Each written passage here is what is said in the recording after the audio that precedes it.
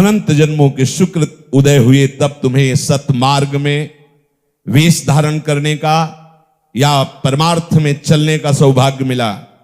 थोड़ा भी प्रमाद करोगे, थोड़े भी अवहेलना करोगे, सुकृत नष्ट हो जाएंगे। सुकृत नष्ट होते ही जैसे फांसी का तख्ता हटते ही तुम्हारे गले में फांसी पड़ जाएगी, ऐसे विकराल काल तुम्हें अपनी चपेट में लिए हुए है, तुम बच नहीं सकते।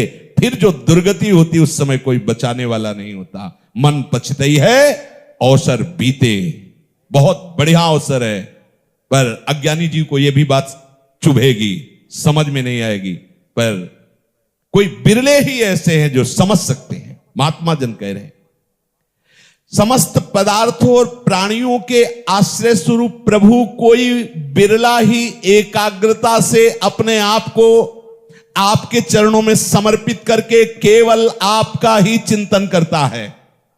खास बात, कोई बिरला ही बहादुर अपने आप को समर्पित करता है। बस इस जीवन में एकमात्र उद्देश्य भगवत प्राप्ति और कोई मेरा नहीं। जैसे आपको लगता हो कि अगर अकेले होंगे, कोई सहयोगी नहीं होगा, तो कोई मुझे मार सकता है, गाली दे सकता है, अपमानित कर सकता है। कदापि नहीं। तुम्हारा कर्म ही उपस्थित होगा तुम्हें दंड देने के लिए। चाहे करोड़ों रक्षक रख लो, जब कर्म दंड देने के लिए उपस्थित होगा तो वही रक्षक ही तुम्हारा नाश कर देंगे, वही रक्षा करने वाला ही तुम्हारा नाश कर देगा। क्योंकि वो नाश करता नहीं, नाश करता तुम्हारा ही स्वयं का किया हुआ पूर्व कर्म है। अगर अकेले होकर भगवान का आश्रय ले लिया तो कहते अहम त्वाम सर्वपापेभ्यो मोक्षयिष्यामि मा शुचा। भगवान के सिवा ये कोई कर ही नहीं सकता।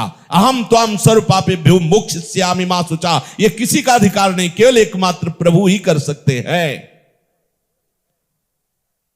11 वर्ष की अवस्था से लेकर इस अवस्था तक न किसी का आश्रय भगवत कृपा से हुआ है, और आगे प्रभु जाने।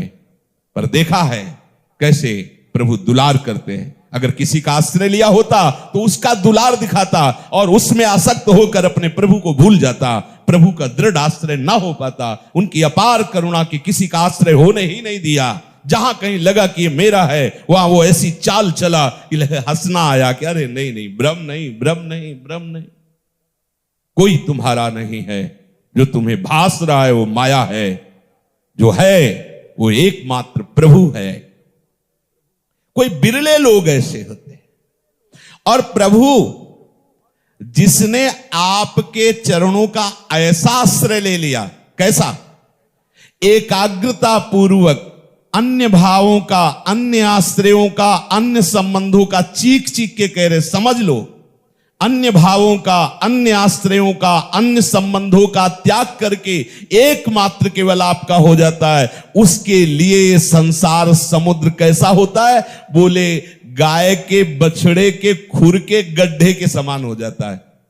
जैसे चलते हुए गाय के बछड़े के खुर के गड्ढे को पार करने में हमें कोई श्रम नहीं लगता, ऐसे ही भव समुद्र से पार होने में हमें कोई श्रम नहीं उठाना पड़ेगा।